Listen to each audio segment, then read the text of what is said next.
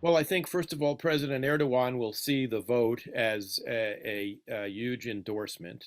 Um, Nobody has made money in betting on Turkish politics by betting against President Erdogan. He's been enormously successful politically for 20 years now and has been the dominant figure in Turkish politics, a towering dominant figure in Turkish politics. And when you look at the timeline, I mean, if he gets another 5-year term, uh, he will have been running Turkey, for instance, far long than Mustafa Kemal did when he established the Turkish Republic in the 20s and 30s. So he, I think, will see this as vindication, this election result. I think he will uh, double down on the policies that he has pursued, both domestic and foreign.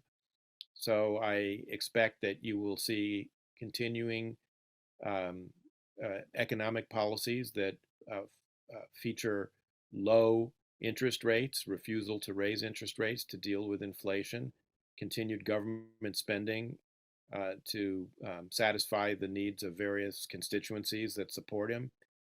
I think on the international front, we'll see more of what we've seen so far from um, President Erdogan. I mean, certainly you'll see, I think, a continuation of his efforts to repair his relations with the Kingdom of Saudi Arabia, with the UAE. That's been underway for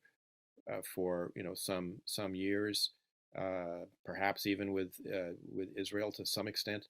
I think he will continue to have very um, tempestuous relations with Washington. I think that we're going to continue to have differences with him over the Turkish purchase of the S-400 missile system.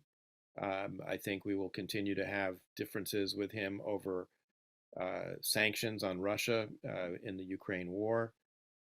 But by the same token, I think there'll also be a disposition in the Biden administration to try and work with him on things like the Black Sea grain deal, for instance, and hope that he will be able to continue to talk President Putin into abiding by that deal.